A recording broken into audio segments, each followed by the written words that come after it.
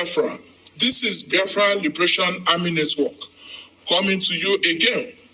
Please do subscribe, like, share, and comment. But one today, after fighting Ojukwu and Biafra people, cannot even stay in Nigeria. He ran away to the United Kingdom at age of 80 or 90. Who does that? He should be proud to stay in his village where he killed Biafra 3 million people through starvation to become one, for Nigeria to become one. But why is he running away? Well, that thing Ojukwu saw, because it was Biafra people that were paying the price in northern Nigeria. Every given confrontation, Biafra people get killed. So today it is no longer Biafra people. Gowon people are getting killed. And today, many of them are living in IDP camps. So Gowon could not free these people. He ran away. So if he actually saw what Ojukwu for today, I don't think he would lead Nigeria to war. So we are training the Biafra fighters, and they are engaging Nigeria in a very systematic war that they have never fought before. I don't blame our hero, Ojukwu. Can imagine where somebody fought war for 3 years, and at the end of the day, lose the war. So you don't expect the person to come and start fighting from exile, right? Is it exile that he's going to win? No. But if you look at history, it has always been, this race for freedom has always been like a relay race. So Ojukwu has laid the background of which every one of us are building this temple today.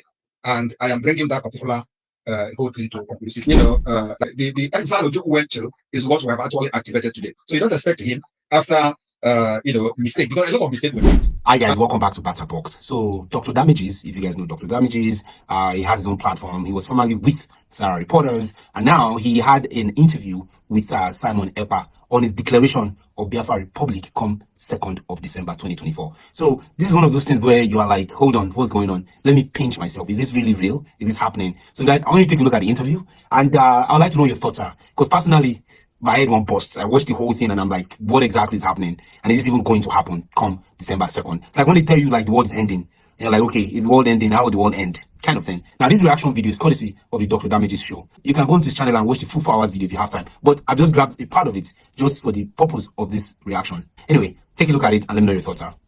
Biafra has come a very long way, and everybody has their way of agitating and pushing the movement for the freedom of Biafra. You will agree with me that Nigeria is not working. Nigeria will never work. And so what we try to do is to bring alternative to our people. And it is the Biafra people first, before any other Nigeria. So we are moving Biafra people forward, securing their future. And the only way to do that is that we need a separate, independent state where we can govern ourselves the way we want. And where we can put a policy that will help our people to develop and compete among nations. So in Nigeria, that opportunity is not possible. In Nigeria, the innovativeness of the Biafra people and their career are getting killed by the Nigeria system. So we need a better system and a different system entirely that will allow our people to develop themselves and compete among nations. So what we're doing in Finland is a part of the generating a document, a legal document, which is going to be a base for the pursuit for the recognition of independence of Biafra to be recognized as a sovereign state. So that's what we plan to do. And you know that we have been conducting self-referendum, which is still ongoing. It's going to end on the 28th of November. And this self-referendum, as of today, has recorded over 50 million votes. It is both online voting and physical voting. So, so far, from the record we have from the official that are responsible, we have, recorded over 50 million votes. So this vote now will be one of the legal ground to give the Biafra government in exile and the de facto government a mandate to restore the lost sovereign state of Biafra. Just like every other nation have done it in the past. For example, Lithuania and co. have one time lost their sovereignty. So Biafra also lost their sovereignty to Nigeria state by force, by the barrels of the gun. So today we are here to restore it. And what is happening in Finland is not declaration of Biafra, but declaration of the restoration of independence of Biafra. Because Biafra has been declared and recognized in 1967, and recognized by different countries. So that sovereignty were forcefully, lost, and Nigeria took it back. So we are here to restore it back, because after that war, nothing has changed. Actually, the reason for the war has escalated, and the issue and the cases are completely different today. Was that what it were before the war?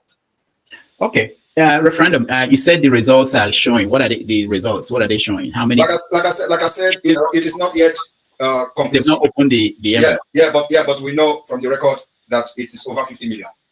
People in Nigeria, how did they vote? We have been posting the videos of the voting. One thing that people don't know is that, first of all, I would like to educate those who may have not paid attention because of propaganda of the Nigerian media and those pushing it. Biafra today has a de facto government, functioning de facto government in the homeland. And in this de facto government, we have 40 United States of Biafra. In this 40 United States of Biafra, each state has 15 counties. In each county, you have 5 districts. In each state, we have 75 districts. And in this district, we have head of district. In these counties, we have head of county. And then we have, in this state, we have the administrator, which is equivalent to governor. So this is what a lot of people don't actually know. So when they see the result of our activities in Biafra land, they are surprised and shocked how Simon Ekpa is doing this from Finland, because we control the Biafra land from grassroots. So the government is already in the grassroots. So every community knows who is their county leader. Every county knows who is their county leader and who are the executive in the counties. And so with this particular structure, we are able to conduct this referendum, and people are fiscally voting. And of course, it may also shock you that the reason we have succeeded so far in the civil disobedience is also because of the structure, the strong grassroots structure that we have, which Nigeria, know. But of course, I don't want to tell the other citizens who are available to understand why every effort to stop the sit at home has failed. They tell you it is because people are getting killed and stuff like that. It's a lie. It's because we have a very structure, from the grassroots. All right, we are going to get into the sit at home and everything else, but explain this for me. Let me understand. So the administrators in 40 states in Biafra land today. Yes, there are 40 administrators. There are in each state. There are 15 county head. In each county, there are 5 district head, and there are other, the chain of leadership and all that from the state down to the district level. Do these people interact with people? Do they know them? Of course. They are completely in charge of Biafra land. That's what is going on. so if I call Ebonyi State now, I can get the names of people. You may not get the name of anybody in Ebonyi State unless you are into the struggle. Okay. So what about people who are not into the struggle? How did they vote? Well, those who are not into the struggle are not necessarily going to vote. These are the people, the few percentage of the people making noise on social media. But those who are in the struggle are voting massively. If you look at the videos we are posting on social media, you will see crowd that will shock you. Yeah, even more organized and better organized than Nigeria election. You can agree with me if you have come across the videos. Yeah, but for you to now say that the Biafrans all voted and this is the percentage that supported it, wouldn't it be good that everybody had a chance? Well, that is the point. We gave everybody the opportunity to vote, but at the same time, because this is a struggle and we are in a very fragile state, so we make it possible for people to vote online, right? And then in a struggle like this, you have to also be very security conscious, considering the fact that Nigeria is a terrorist state that kills people who agitate and do protest. So we don't want to endanger the life of our people, by trying to prove that everybody has to participate. Everybody must not participate. Even in the Nigeria general election, not everybody voted, and somebody is still the president. So we don't need to prove, everybody that Biafra have participated. Those who believe in Biafra should participate, and they participated, and they are still participating because the vote is still ongoing to the 28th of November. What about people abroad? You mean in New York? There are people. Yes.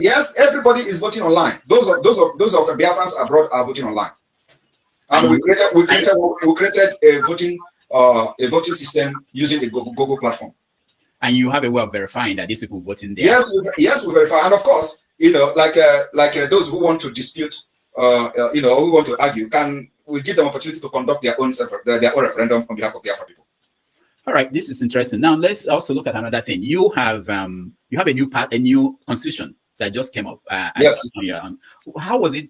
Who wrote the constitution? How did the constitution was drafted by the representative from the entire 40 states of Biafra.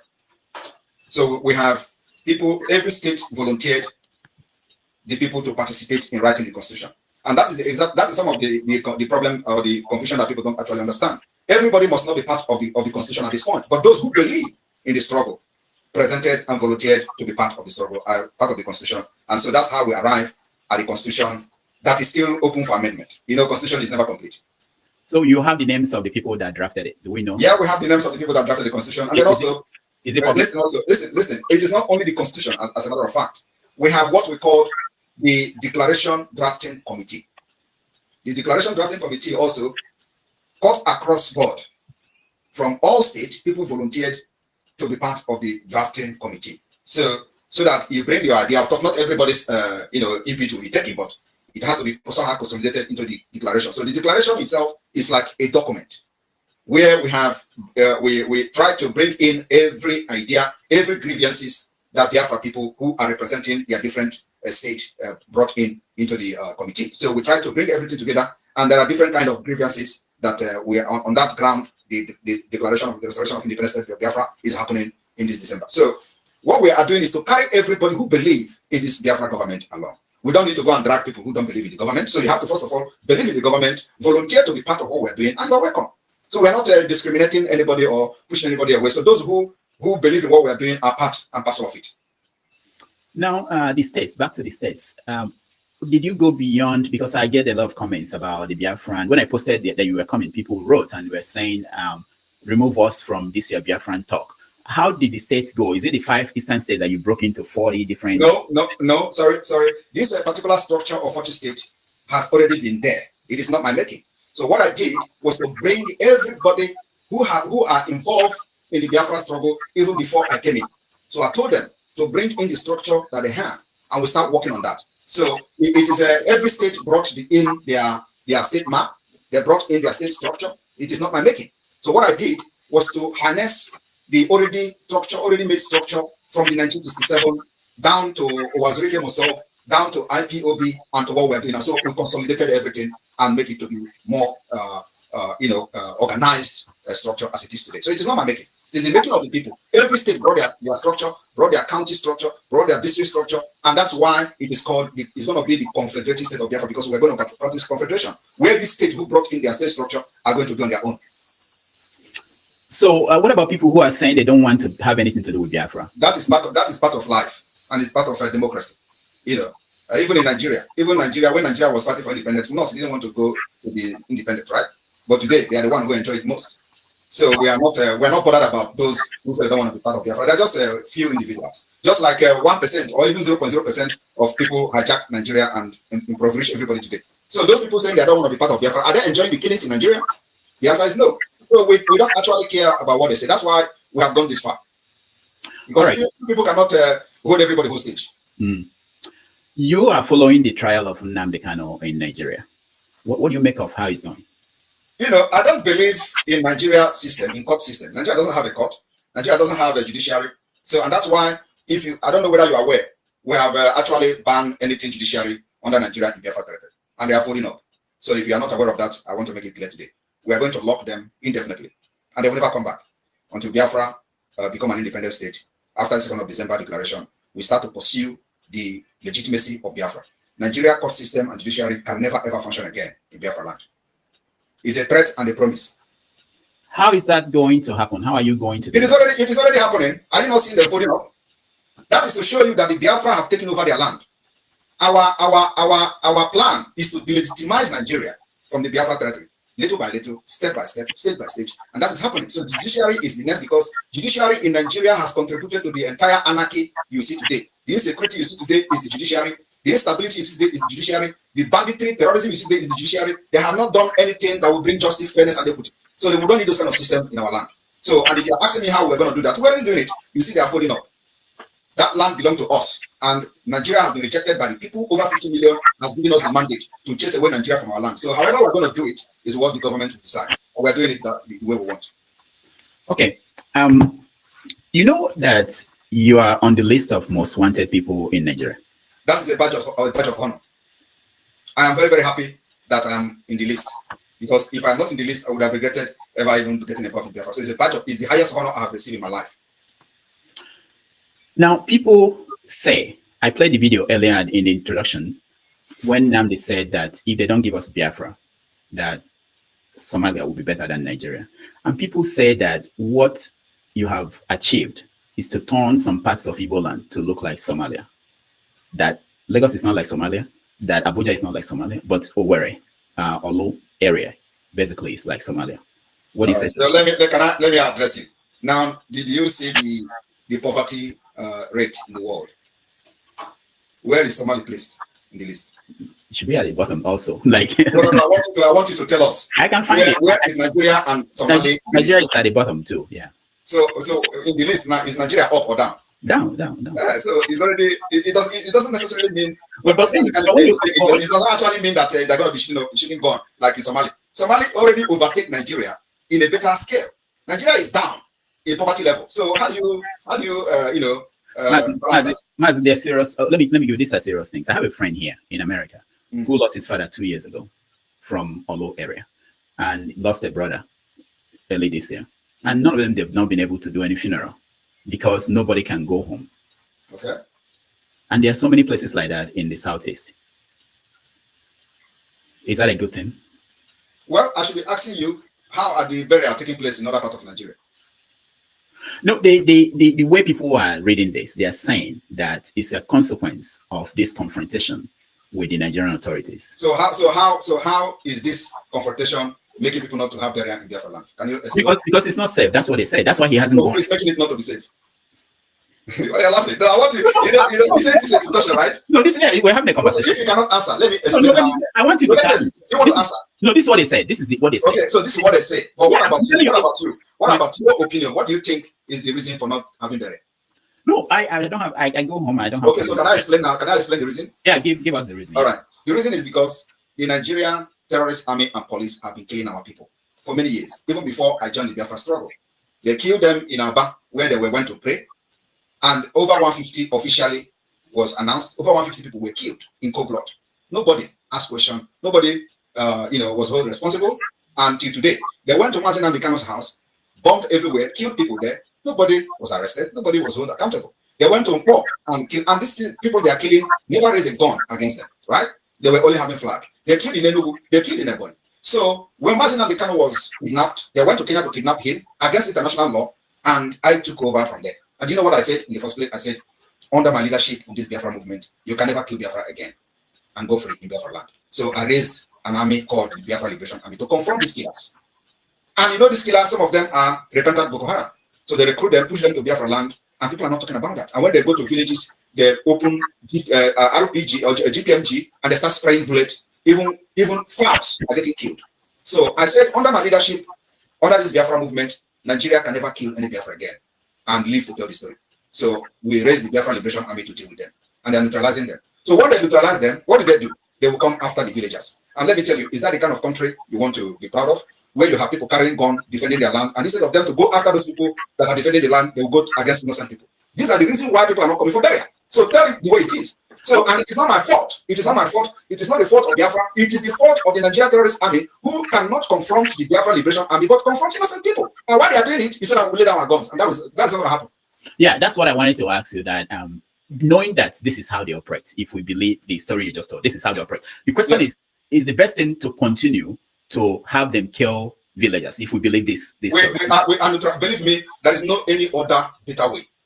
This is the best way. If you have any other better way, tell me. The better way is what we are doing now is the better way. When they come to kill our people, we kill them first. And if they come, we will resist them as much as we can. And let me tell you, it will continue like that until none of them will be in Biafra land. It is called attrition. War of attrition. You know, the chief of army staff said that what they are fighting is called the jungle welfare and asymmetric warfare. No, I am not fighting asymmetric warfare with them. I'm defending Biafra people. And what we have actually declared now is war of attrition. Go and Google it. It is, you are going to be fighting until nobody is remaining. And it is not going to be on our side. They are already running away. You know the kind of atrocities people have committed in our land? Is that how to run a government? A government that will come and you don't go after people carrying arms, which you invited with your actions and atrocities. You go after on armed innocent women and children. Is that the kind of government you want to support? So, we know what we are doing now is what we are going to do. And like I said, they should go and Google war of attrition. We will fight this war with them until we know who is going to give up.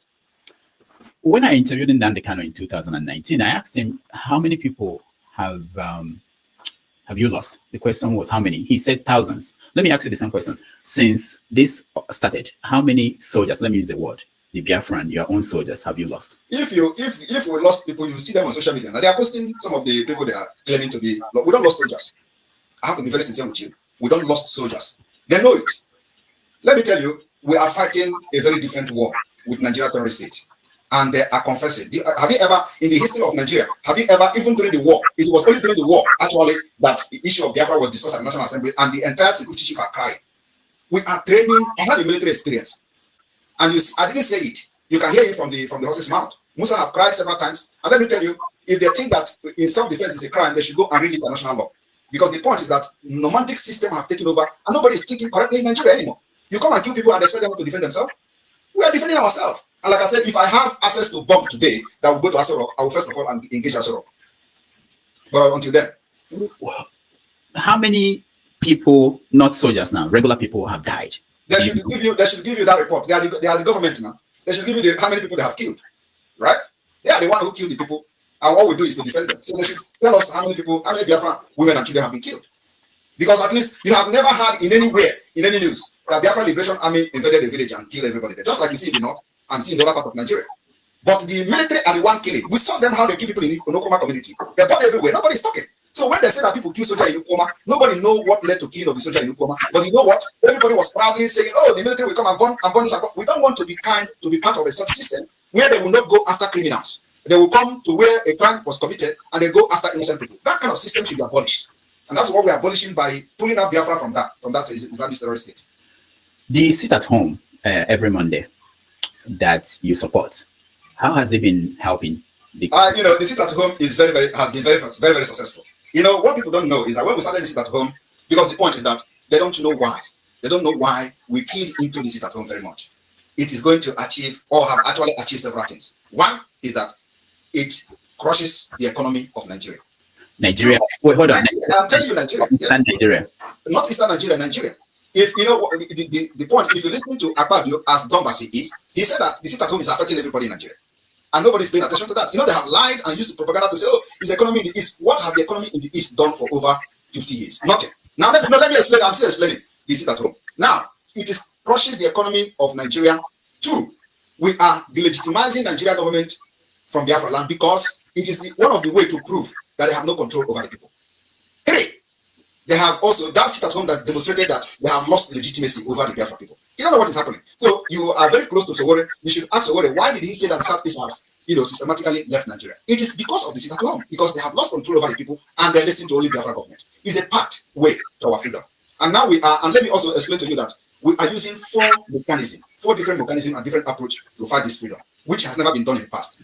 One is the political approach. Two is the diplomatic approach. Three is the armed struggle self-defense approach. And four is the civil disobedience, which is only part of it. So these four different mechanisms what we're using to delegitimize and fight Nigeria to our freedom. And it's working perfectly.